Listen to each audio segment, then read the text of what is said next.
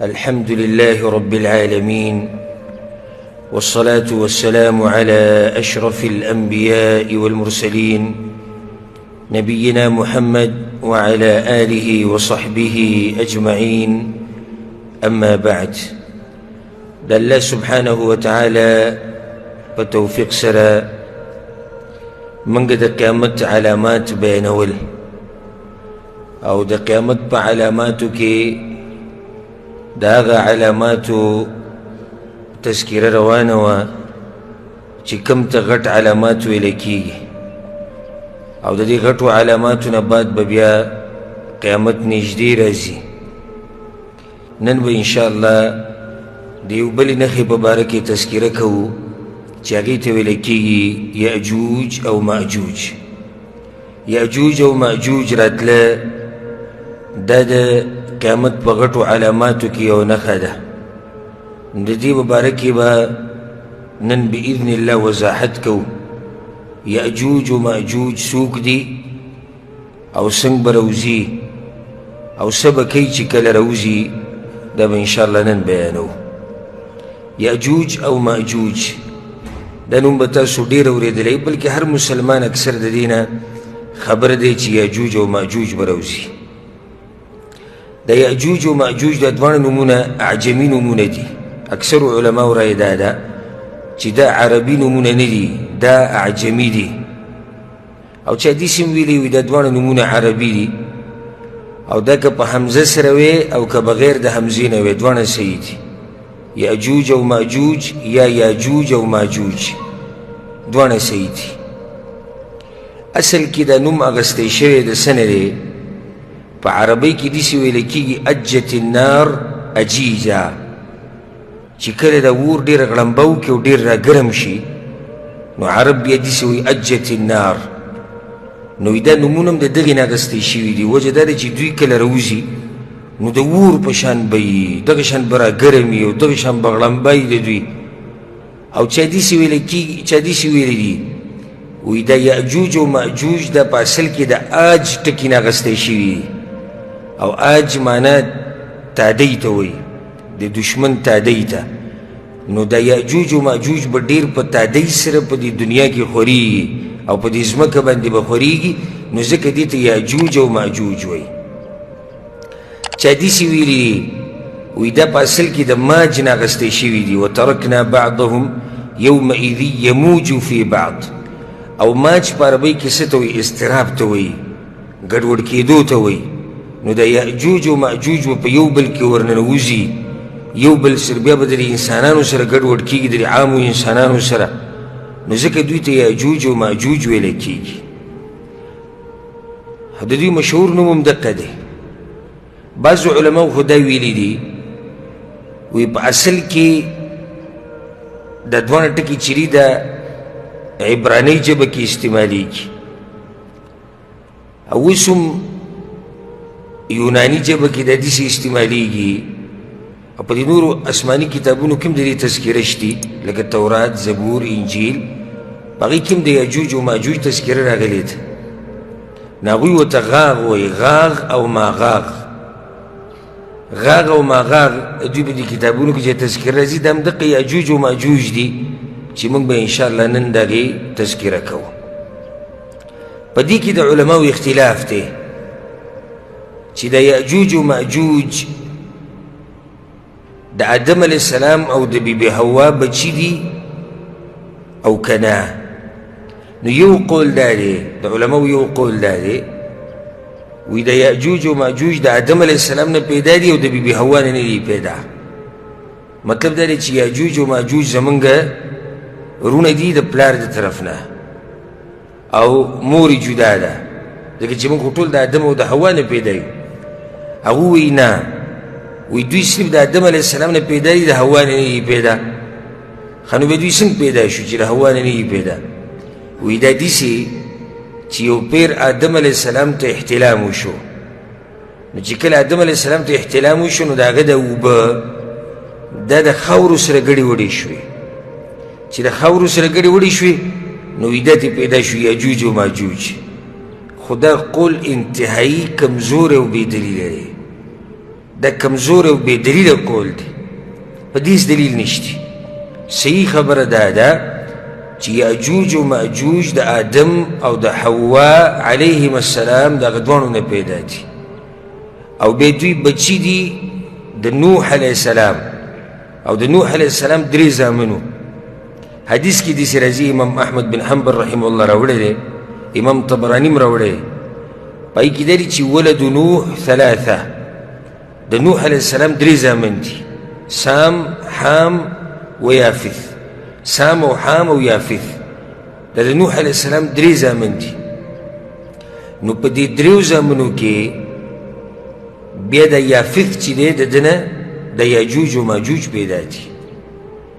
او علما او تاریخ والا داسې تفصیل بیانوي دا به تر فایدې دپاره ذکر کړو چې د نوح علیه السلام زامن څو دي 3 سام حام او یافث دا سام چې دی د ده نه عرب پیدا دي عرب او د فارس والا رومیان دا ټول دغه نه پیدا دي د سام نه نو سام ته ویل کېږي ابو العرب والفرس والروم دا د فارسیانو د رومیانو د عربو پلار دی دا دویم ځای چې دی حام نو د ده نه د حبشي والا پیدا دي دا تاسو چې د افریقې والا د تور د حبش نو دا د حام نه پیدا دي او بیا د یاجوج و ماجوج او د ترک او مغول چې ورته ویلی کېږي دا ټول د دغه نه پیدا دي بیا د یافث ابن نوح نه نو دا یو فایده تاسو ته مې ذکر کړه چې نوح علیه السلام 3 زامن دي او دا یو د عربو رومیانو او د فارسیانو پلار دی دا دویم د دې حبشي والا پلار دی او دا دریم د ده نه بیا د اتراک او دغه شان د یاجوج ماجوج پکې دننه راځي مغول پکې دننه راځي او نور داسې قومونه نو که څوک دنه تپوس وکړي چې یاجوج و ماجوج د چا نه پیدا دي یافث ابن نوح نه نو دا د آدم علیه السلام په بچو کې دننه راځي د آدم علیه السلام په بچو کې دننه راځي ځکه تاریخ والا علما داسې وایي د چاینا والا او د هند بعض علاقې او د خواوشا د ملکونه دي چاینا سره خواوشا کې ملکونه چې راځي د ترکو بعض علاقې د ټول د یافث په بچو کې دننه راځي چې هغه د نوح علیه السلام بچي دي او د اتراک چاته ویلی کېږي په اصل کې دا د ترکستان چې کوم غرونه دي د هغې نه شاته چې کوم خلک اوسېږي نو دوی ته اتراک ویلی کېږي نو دا ټول د یافث په بچو کې دننه راځي او همدغو کې یاجوج او ماجوج دي او په دې باندې په حدیث کې هم دلیل شته چې یاجوج او ماجوج د آدم علیه السلام په بچو کې دي لکه یوازې موږ عقلي خبره نه کوو او نه بې دلیله خبره کوو هغې باندې دلیل دا دی مشهور حدیث ته موږ بار بار ویلی د متفق علیه حدیث ته په صحیح بخاري او صحیح مسلم کې ابو سعید الخدري رضی الله عنه روایت ته پیغمبر صلی الله علیه وسلم وی یقول الله یوم القیامه یا آدم الله به د قیامت په ورځ آدم علیه السلام ته آواز کوي څنګه چې د الله د شان سره ښایي یا آدم اخرج بعث النار ای آدمه کوم خلک چې به اور ته ځي هغه راوباسه الله به دا آواز چا ته کوي آدم علیه السلام ته کوم خلک چې اور ته به ځي هغه راوباسه هغه به وي لبیک وسعدیک والخیر فی یدیک یا ربی وما بعث النار یا الله زه حاضر یم او ستا په مرسته باندې به کار کوم خو دا اور ته چې به ځي دا څوک دي څومره دي ما ته خو څه پته نشته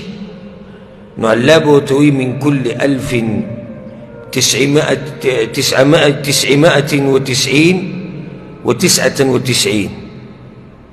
من كل 1999 دا راوباسوي دا ټول یو کم سل یو کم زر کسان دا ټول راوباسي چې دوی ځي جهنم ته یو کم زر کسان راوباسي چې دوی به ځي جهنم ته فحينئذ يشيب الصغير يشيب المولود بعض روایتونو کې راځي نو په دغه وخت کې به ماشومانان بوډاګان شي وتضع كل ذات حمل حملها، او هر د حمل زنانه چې د خېټه کې حملي د هغې د حمل به ولیږي. وترى الناس سکارى وما هم بسکارى ولكن عذاب الله شدید. او خلق به تا د دې څه کار لکه دوی چې نشه کي، خو دوی به په نشه کې نه د الله عذاب به سخي. صحابه کرام باندې دا خبره ډېره ګرانه شو. وأينا ذلك الواحد، من کې دا یو څوک دی یا رسول الله، یعنی صرف یو کس به بچ کېږي، یو کم زر به جهنم ته ځي، یو به بچ کېږي، دا څوک دی؟ نو پیغمبر صلی الله علیه وسلم ورته یریږئ ما، یو کم زر دا د یاجوج و ماجوج نه دي. ومنکم واحد، او په تاسو کې یو کس به وي چې هغه به تاسو جنت ته ځي، جنت ته به ځئ. نو خلکو ووایي الله اکبر. یو روایت کې داسې راځي فاشتد ذلک علیهم، دا خبره په هغوی باندې ډېره ګرانه شوه. وی اینا ذلک الرجل، پیغمبر صلی الله علیه وسلم ورته ابشروا مه یېرېږئ فإن من یأجوج ومأجوج ألفا ومنکم رجل. بعض روایتونو کې داسې راځي چې ستاسو نه یو سړی دی او د باقي د زرو دا چې دي د یاجوج و ماجوج نه، جهنم ته چې به ځي د یاجوج و ماجوج دي. د یو کم زر چې به جهنم ته ځي دا څوک دي؟ دا د یاجوج و ماجوج دي. دې باره کې نور هم ډېر روایتونه راغلي دي چې په هغې کې پیغمبر صلی الله علیه وسلم هم دغه ذکر کړي دي چې الله آدم علیه السلام ته ووایي چې ته راوباسه بعث النار. بعث النار دا څوک دي؟ دا دقه دي من كل 1999 دا راوباسه چې دوی به ځي جهنم ته، او باقي چې کوم دي هغه به جنت ته ځي، او هغه یو کس دی په زرو کې یو کس، هغه به جنت ته ځي. نو د دې نه دا ثابته شوه چې یاجوج و ماجوج د چا په بچو کې دي؟ د آدم علیه السلام په بچو کې دننه راځي. آدم علیه السلام په بچو کې به دننه راځي. بله مسله، په دې باندې څه دلیل دی چې یاجوج و ماجوج به راوځي؟ دلایل په دې باندې صحیح دی چې دا خو موږ بیانوو چې د قیامت په علاماتو کې یو نښه دا ده چې قیامت ته به نږدې یاجوج و ماجوج راوځي. خو په دې دلیل سره چې یاجوج و ماجوج به راوځي، سورة الکهف کې الله سبحانه وتعالی د ذوالقرنین تذکره کړې ده، او تپوسو یهودو کړی یا قریشو کړی د پیغمبر صلی الله علیه وسلم نه چې هغوی ته یهود ویلي وي ته د پیغمبر نه تپوس وکړه د ذوالقرنین په باره کې. ویسألونک عن ذي القرنین، الله آیتونه نازل کړو. خلاصه دا د خبرې چې په منځ کې به کې د یاجوج و ماجوج تذکره راغلې ده. قالوا یا ذا القرنین ان یاجوج و ماجوج مفسدون فی الارض فهل نجعل لك خرجا على ان تجعل بيننا وبينهم سدا. وی ای ذو القرنین، دلته یاجوج و ماجوج یو قوم اوسیږي او هغوی ډېر فساد کوي په ځمکه کې، نو موږ به داسې سره جمع کړو سمال او تا سره به ودرېږو، ته داسې دیوال ووایه چې موږ د دوی د دې فساد نه بچ شو. هغو ته دیوال به زه ووامه او هر څه به زه وکړم، خو تاسو را سره صرف مرسته وکړئ، زما سړي په کار دي، عدد مې په کار دي. هغه د اوسپنې دیوال یې ووهو، تانبه پکې ویلې کړه، دنده پکې واچوله. قال اتوني افرغ عليه قطرا فما استطاعوا ان يظهروه وما استطاعوا له نقبا. الله وی داسې دیوال ورته ذوالقرنین ووهو چې یاجوج و ماجوج کې بیا د طاقت نه و چې دې کې سورې کړی وی یا په دې راوړېدلی وی، خو بیا په خپله ذوالقرنین دا ووایي چې دا د الله رحمت دی چې ما له د دې طاقت راکړو. خو چې کله لوز پوره شو د الله، فاذا جاء وعد ربي، او لوز د الله یعنې چې کله د قیامت وخت رانږدې شو یا کله چې الله دا وغوښته، جعله دکاء وکان وعد ربي حقا، دا به الله ریزه ریزه کړي. نو د دین هم دا ثابتېږي چې د یاجوج و ماجوج به دا به راوځي، قرآن نه پې دلیل دی. دغه شان سورة الانبیاء کې الله ویلي دی حتی اذا فتحت یاجوج و ماجوج وهم من كل حدب ينسلون. الله وی یاجوج و ماجوج به کولاو کړی شي او دوی به د هر طرف نه راځي. نو دا دویم دلیل شو په دې باندې. حدیثونو کې پیغمبر صلی الله علیه وسلم دې ته ځای په ځای اشاره کړې ده یاجوج و ماجوج دې مسلې ته. یو حدیث موږ بار بار بیان کړی د قیامت په علاماتو کې او په صحیح مسلم کې دی. پیغمبر صلی الله علیه وسلم انها لن تقوم حتى تروا قبلها 10 آیات، قیامت به د هغه وخته پورې نه راځي چې څو پورې تاسو لس نښې نه لیدلې غټې او په هغې کې یو ذکر کړه یاجوج و ماجوج چې څو پورې یاجوج و ماجوج نه یې راوتي نو د هغه وخته پورې قیامت نه راځي. سورة الکهف د دې آیتونو نه خو داسې ښکاري چې یاجوج و ماجوج د هغه دیوال نه شاته دي کم دیوال چې ذوالقرنین دوی ته وهلی او د اوسپنې نه او د تانبې نه د دوو غرونو په منځ کې د دې لپاره چې دوی په ځمکه کې فساد نه جوړوي. خو دا نن سبا په کوم ځای کې دا دیوال لازي او یا دا کومه علاقه ده نو په دې کې اختلاف دی د علماو. بعضو دا ویلي دي چې د ترک چې کوم علاقه ده او د اتراکو د دې د اخري باډرې چې کومې دي علاقې د دې نه شاته ارمینیا او اذربایجان او دې ملکونو ته نږدې په دغه ځای کې د دوی دا سد چې کوم دی او د دیوال دا واقع دی په دغه ځای کې. دا یو کوشش چا کړی دی داسې بیان کړي دي چا داسې ویلي دي چې دا د یو غر دی چې هغې ته ویلی کېږي جبال القوقاز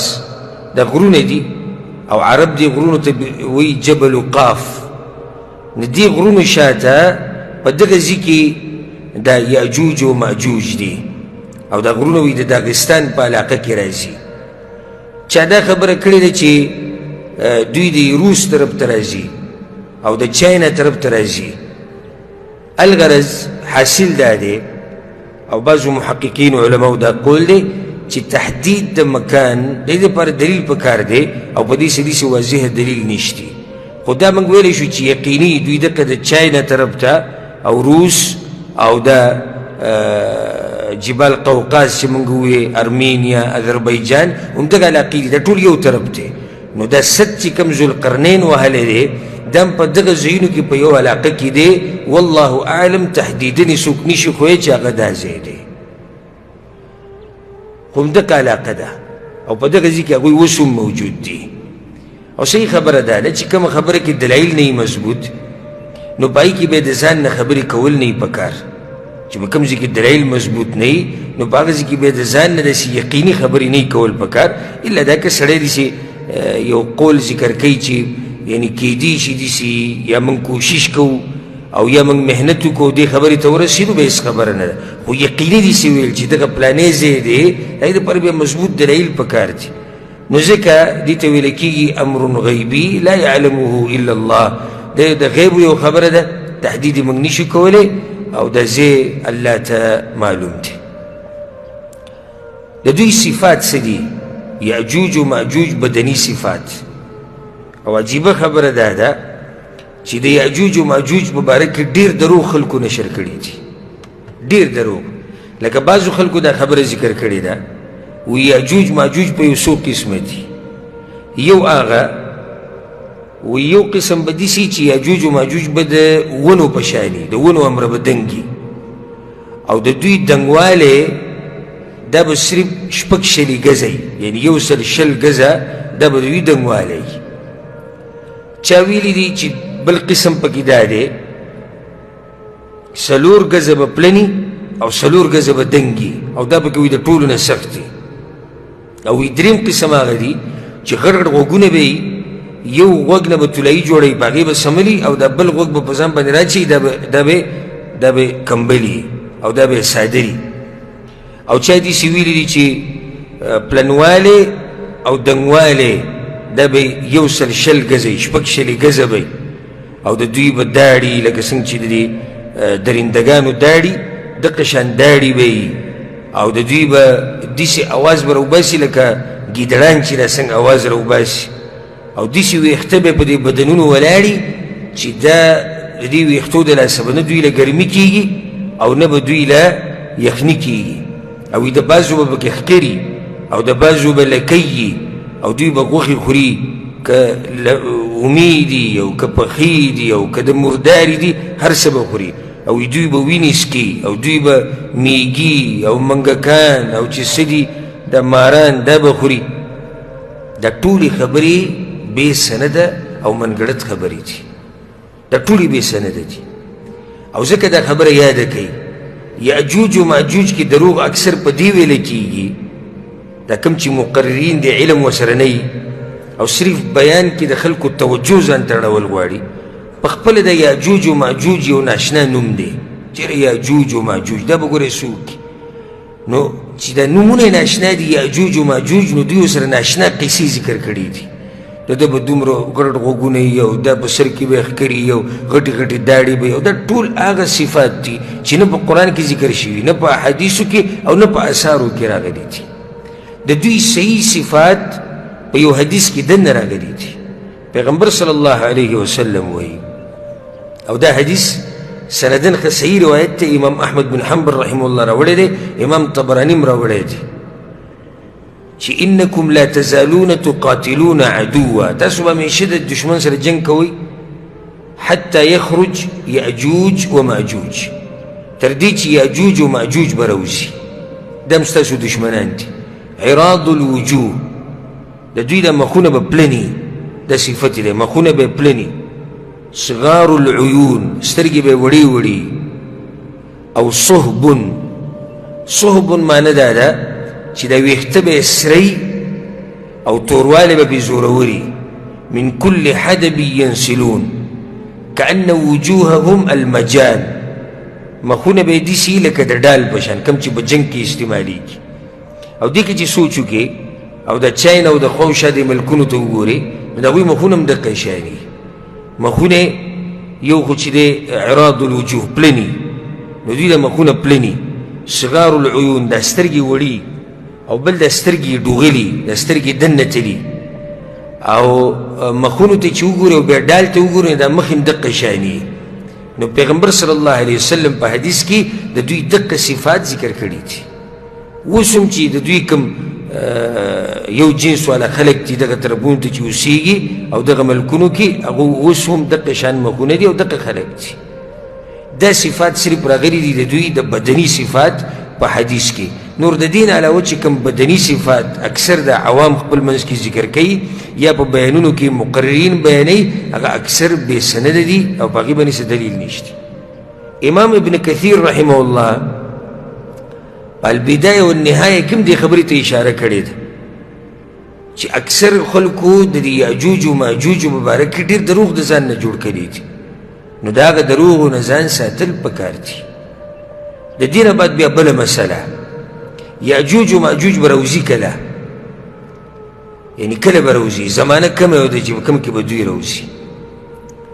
کله چې ما تېر شوي درس کې دا خبره ذکر کړه چې مسیح عیسی علیه السلام د هغه په لاس باندې به الله مسیح الضلاله دجال مرداروي دا خبره موږ ذکر کړې وه که نه چې کله دا مسیح عیسی علیه السلام راولګي دجال مردار کی یهود به ختم شي د یهودو فتنه به ختمه شي مسلمانان به په امن کې شي دقه ټیم کې به یاجوج و ماجوج راوځي دا د دوی د راوتو ټیم دی یعنی کله چې دوی راوځي دجال به نه کله چې یاجوج و ماجوج راوځي نو دجال به ختم شوی د عیسی علیه السلام په لاس باندې او دا خبره یاده کوي چې عیسی علیه السلام به یي یاجوج و ماجوج به د عیسی علیه السلام په زمانه کې راوځي عیسی علیه السلام به لا ژوندی د زینب بنت جحش رضی الله عنها روایت ته او مشهور روایت ته په صحیح بخاري صحیح مسلم کې دی پیغمبر صلی الله علیه وسلم وایي ویل للعرب من شر قد اقترب د عربو دپاره تبعي ده د هغه شر نه او هلاکت دی د هغه شر د لاسه چې هغه را روان دی فتح اليوم من ردم یأجوج و مأجوج مثل هذه پیغمبر صلی الله علیه وسلم وی د یأجوج و مأجوج دی کم دیوال دی د هغې نه وی دومره حصه کولاو شوه او حدیث کې داسې راځي چې پیغمبر صلی الله علیه وسلم وعقد بیده 90 او په لاس باندې د 90 اشاره وکړه 90 چې ورته وایي 90 پخوا به د عربو په ګوتو باندې حساب کو په ګوتو باندې به دا ارقام حسابول او مالونه به حسابول نو د 90 دا حساب څنګه د 90 حساب دا دی چې دا سبابه ګوته چې ورته وایي چې دې ته د شهادت ګوته هم وایي او دې ته د مسواک ګوته هم وایي دا ګوته به راوالې او دا کمه غټه ګوته چې ده د دې په دې اخري سر به یې کېدي نو دې ته عرب 90 وایي پیغمبر صلی الله علیه وسلم داسې نشانه وکړه وی د یاجوج و ماجوج په دیوال کې دومره سوری شوی دی لکه څومره سورې چې دا دی دومره سورې د یاجوج و ماجوج په دیوال کې شوی دی. بیا زینب رضی الله عنها تپوس وکړو د پیغمبر صلی الله علیه وسلم نه وی یا رسول الله افنهلک وفینا الصالحون موږ به تباه کېږو په موږ کې به نیکان خلک پیغمبر صلی الله علیه وسلم ورته نعم اذا کثر الخبث چې کله پلیتوالی ډېر شو او فحش ډېر شو او د الله نافرمانیانې ډېرې شوې نو بیا به نیکان خلک یي او د الله عذابونه به راځي. او دا ډېر د یېرې خبره ده او ډېر د یېرې حدیث دی چې نیکان خلک به یي او عذابونه به راځي. کله چې د الله عذاب راشي په هغې کې به ورسره بیا نیکان خلک هم ختمیږي. خو دا کله چې کله اذا کثر الخبث چې کله څه ډېر شي پلید کارونه ډېر شي چې کله فحاشي ډېره شي. یو حدیث کې داسې راځي ابو هریره رضی الله عنه روایت دی امام احمد امام ابن ماجه راوړی دی پیغمبر صلی الله علیه وسلم وایي ان یأجوج و مأجوج یحفرون کل یوم یأجوج و مأجوج روزانه دا کم دیوال چې دوی باندې ذوالقرنین والی دی دوی په دې دیوال کې سورې کوي روزانه یأجوج و مأجوج په دې دیوال کې سورې کوي حتی اذا کادوا یرون شعاع الشمس چې کله په دوی باندې د نور دا سیره ولګي او د نور دا رڼا پې ولګي قال الذي عليهم ارجعوا فسنحفره غدا بس دی چې ځو کوم چې په دوی مشر دی وی اوس یې پرېږدئ سبا به بیا د نور ځای او بیا سبا وکړو فیعیده الله اشد ما کان نو دوی چې کله سحر راځي الله هغه دیوال د هغه شته حالاتو نه هم زیات سخت کړی نو کله چې به هغه نیټه پوره شي د دوی د راوتو واراد الله ان یبعثهم علی الناس او الله دا وغواړي چې دوی راوځي حفروا حتى كادوا يرون شعاع الشمس دوی به بیا په دې دیوال کې سورې وکړي او دومره سورې به پکې وکړي چې نور به پکې ښکاره شي یا د نور سیره به پکې ولګي د نور رڼا به پکې راشي قال الذي عليهم ارجعوا فسنحفره غدا ان شاء الله کوم چې به مشر یې هغه به دا ووایي چې بس اوس نور پرېږدئ راځئ سبا که الله وغوښته نو نور به بیا پکې سورې کوو ان شاء الله وي حدیث کې دي واستثنوا ان شاء الله وي نور کله به دوی ان شاء الله نه وي خو داسې به ووایو سبا به نور کار کوو سبا چې به رالو هغه شته سورې به هم بند شوی خو په دغه ورځ دوی دا ووایي نور کار به کله وکړو نور کار به سبا وکړو فیعودون الیه کهیئته حین ترکوه نو دوی چې کله راشي هماغه امره سورې به شوی کم چې دوی پرېښودی دی فیحفرونه ویخرجون علی الناس نو بیا باقي چې کوم ځای پاتې شوی دی هغه به دوی سورې کړي او راوبوځي په خلکو باندې دا د دوی د راوتو هغه طریقه ده فینشفون الماء په لاره باندې چې دوی په اوبو باندې تېرېږي دا ټولې اوبه به څکي د اوبه به وچېږي ویتحصل الناس منهم فی حصونهم او پیغمبر صلی الله علیه وسلم وی دا خلک به په قلاګانو کې د دوی نه پټ شي فیرمون بسهامهم الى السماء نو دوی به د خپل غشي د اسمان طرف ته ولي فترجع الیهم بالدم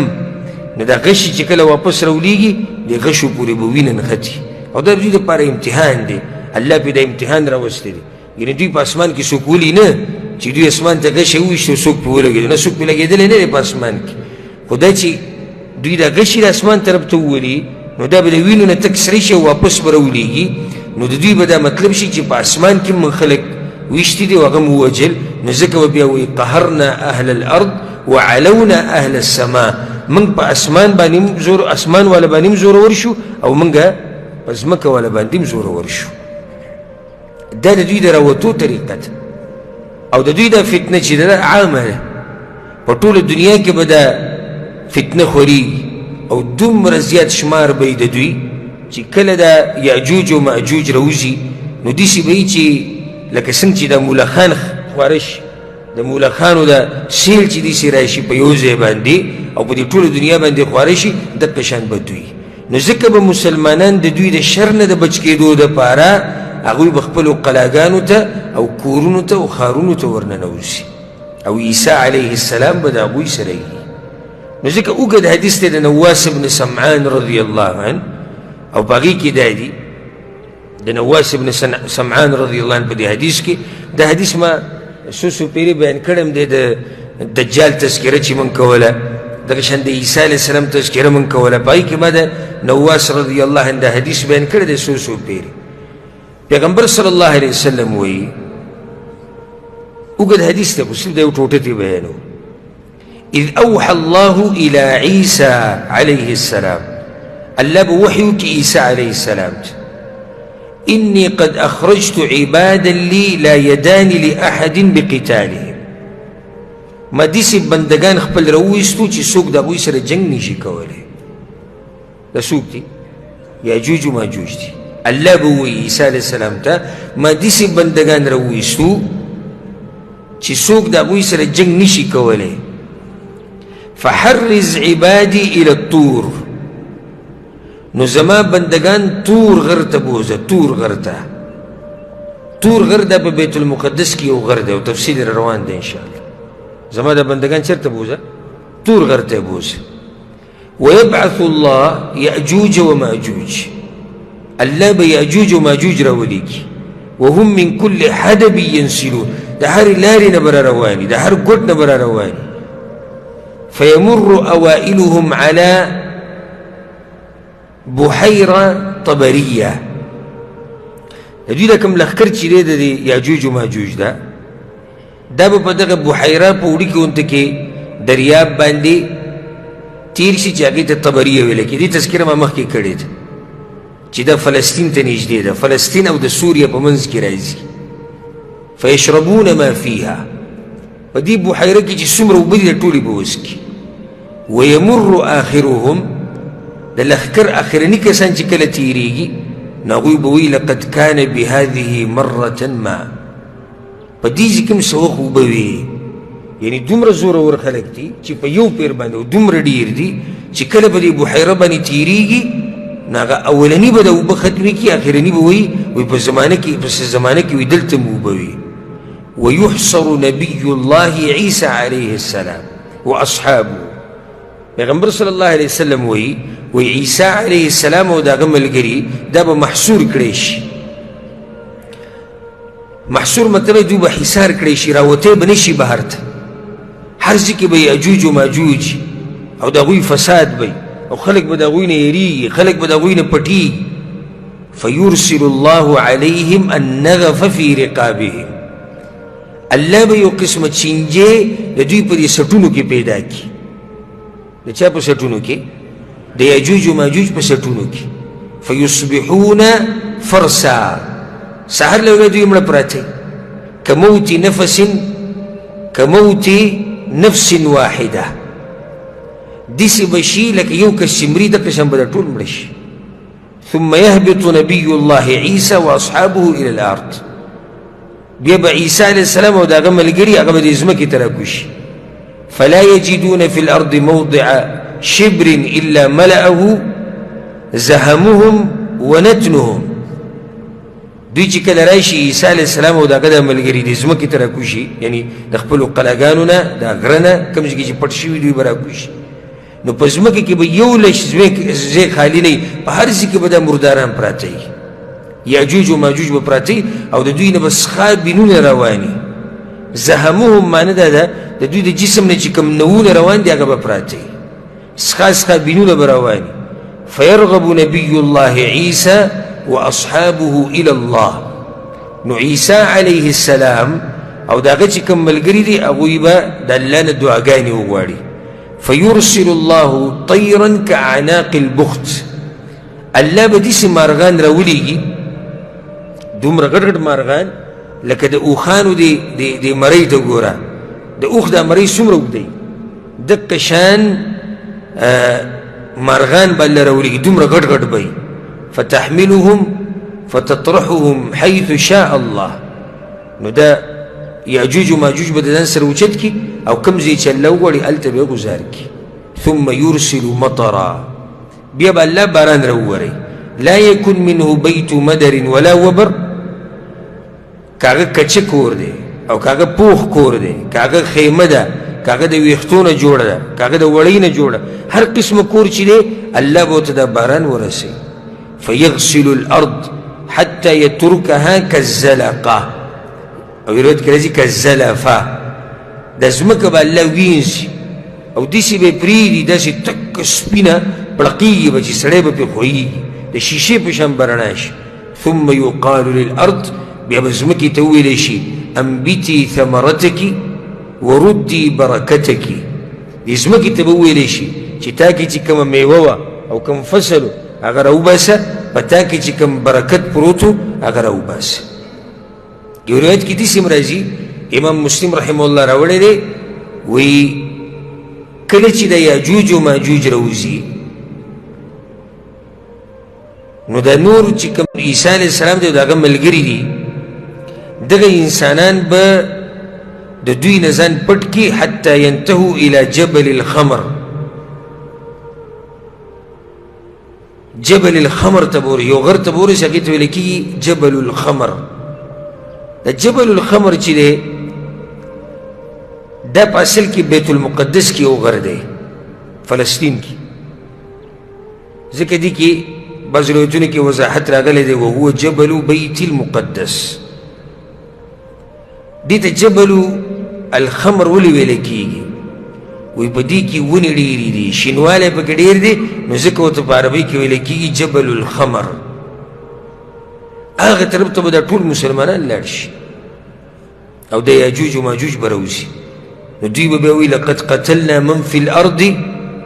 هلم فلنقتل من في السماء ځمکه کې چې څوک و هغه خو موږ ووجل اوس راشي څوک وجنو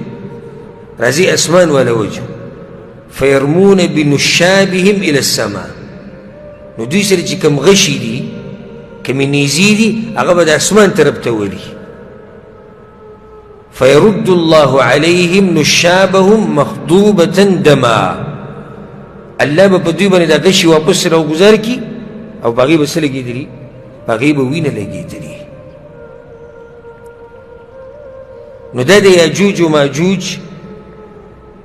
د راوتو طریقه ده او دوی به بیا په ځمکه کې چې کوم فسادات کوي د هغې وضاحت دی خو د دې نه زیاتې خبرې پکې موږ نشو کولی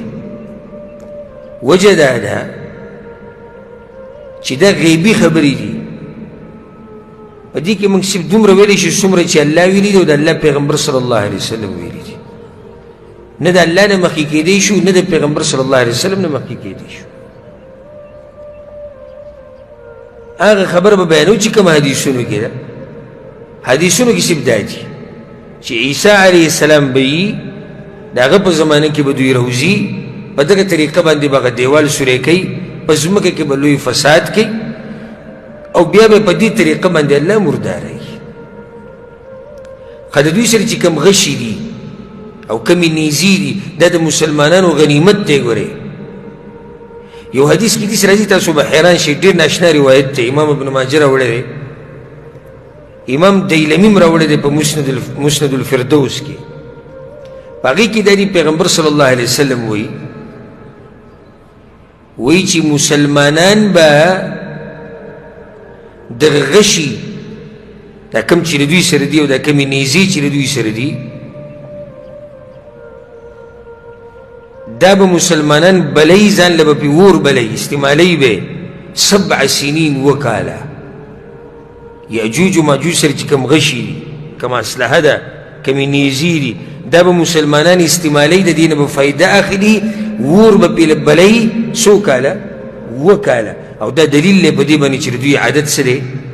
عدد ډېر زیات دی ډېر زیات عدد دی ځکه چې وکاله صرف د دوی دا غشي او د دوی دا نیزې دا به مسلمانان استعمالی سيوقد المسلمون من قسي يأجوج ومأجوج ونشابهم وأترستهم 7 سنين حدیث کې دې راځي چې مسلمانان به وکاله داسې ایزي او دې نه به فایده اخلي یو روایت کې دې راځي چې کله دوی راوځي او دا فسادات ځمکه کې دا فسادات په ځمکه کې ډېر کې اذ بعث الله دودا في اعناقهم الله به د دوی په دې مرو کې چینجي پیدا کړي او دا خلک به د دوی نه ټول تښتېدلي که نه نو فیصبحون موتا سهار له به دا ټول مردار پراته لا یسمع لهم حس حرکت به هم نه راځي داسې به الله ختم کړي د دې چینجو سره چې د دوی هغه څوک به کشار هم نه اوري خو مسلمانان کوم ځای کې دي مسلمانان خو پټ شوي دي کنه قلاګانو کې او په کم غر کې په تور غر کې هلته ټول پټ شوي دي نشي راوتی بهر ته خو چې کله د مسلمانان داسې ویني چې یاره شور شغرب نشته او هر څه غلي پراته دي نو یو به پکې وي الا رجل یشري نفسه فینظر ما فعل هذا العدو یو سړی په تاسو کې داسې نشته چې راپاسي او ځان قربان کړي ځان به قرباني ځکه چې کیدای شي ژوندي نو لاړ شي وګوري چې د دشمن څه چل کړی دی پیغمبر صلی الله علیه وسلم وی فیتجرد منهم رجل محتسما لنفسه یو سړی به راوځي خو هغه به ځان قربان کړی قد وطنها على انه مقتول دې سړي به دا خبره په ځان په زړه کې اچولي چې زه څه یم زه مړ یم خو صرف که مړ نه شم جو خبر به راوړم نور که راګیرې کړم جو زه مړ یم فینزل نو دی به راکوشي د قلا نه راکوبه شي د هغه غر نه فیجدهم موتا چې ویني هغه ټول به مړه پراته بعضهم على بعض بعض به بعضو له پاسه پراته فینادي اواز به وکړي یا معشر المسلمین الا ابشروا فان الله عز وجل قد کفاکم عدوکم ای د مسلمانانو ټولګیه زیری د لرې کوم الله ستاسو هغه دشمن ختم کړی فیخرجون من مدائنهم وحصونهم پیغمبر صلی الله علیه وسلم وی دوی چې په کومو ښارونو کې پټ شوي دي د هغه ښارونو نه به راکوشي او د هغه قلاګانو نه به راوځي موږ خو دا وایو چې د دوی سره چې کومه اسلحه ده دا به څوک استعمالوي مسلمانان به د څه لپاره استعمالوي اور به ترې بلوي دوی د بدنونو سره به څه کېږي مارغان به ګزار کړي خو بیا هم سزي کې خو به پراته وي که نه نو ځکه پیغمبر صلی الله علیه وسلم وایي ويسرحون مواشيهم مسلمانانو خو د ځان سره خپل څاروي پټ کړي وو که نه اوس چې دا څاروي ته راوویستو نو دوی لپاره خو څه پکار دی که نه خوراک پکار دی فما يكون لهم رعي الا لحومهم نو نور څه خو به نه نو دوی به د دوی هغه غوښې خوري دا درندګان زناور څاروي دوی به د دوی دا غوښې خوري د هغې د لاسه به سم ساربه شي او سم به خوشحاله شي سم به ساربه شي د هغې سره نو دا انجام د دوی د بدنونو د غوښو دی او هغه انجام د دوی د اسلحو دی او د دوی د سامانونو دی او د دوی د غشو او د دوی د نیزو دی یو بل روایت کې هم داسې راځي امام حاکم رحمه الله راوړی دی چې کله دوی دا ووایي چې راځئ اسمان والا سره جنګ کوو ځمکې والا خو زموږ نه پټ شو ویرې دي ټول نو په دغه ټیم کې به عیسی علیه السلام الله نه سوال وکړي او دعاګانې به وغواړي چې الله موږ د دې شر نه موږ بچ کړي الله نو الله به دا ټول مړه کړي بیا به د دې د لاسه د دوی د دې بین د لاسه به مسلمانان تنګېږي نو بیا به عیسی علیه السلام دعا وغواړي نو الله به سره وورئ باران به راوورئ په روایت کې داسې راځي چې الله به سیلۍ راولي او داسې سیلۍ به الله راولي چې دا ټول به راوچت کړي او دریاب ته به یې غوځار کړي او بیا به په مسلمانانو باندې هغه امن او امان واپس راشي دا حاصل او یو څو خبرې وي د یاجوج او ماجوج په باره کې او په دې باندې به اکتفا وکړو تفصیل موږ نن ونه کړو او ډېرې خبرې ځکه چې قدرمن میلمانه راغلي دي نو د هغوی د لاسه په دې باندې به اکتفا وکړو او انشاءالله پر روان درس کې او پر روان هفته کې چې بیا کوم باقي علامات دي او نښې دي د قیامت د هغې تذکره به کوو الله دې موږ د آخرې زمانې د فتنو نه په امن او امان کې ساتي او الله سبحانه وتعالی دې زموږ د ټولو د ایمانونو حفاظت وکړي او الله دې موږ له مرګ په هغه وخت کې راولي چې کوم وخت کې زموږ نه الله راځي هذا والله أعلم وصلى الله وسلم على نبينا محمد وعلى آله وصحبه أجمعين.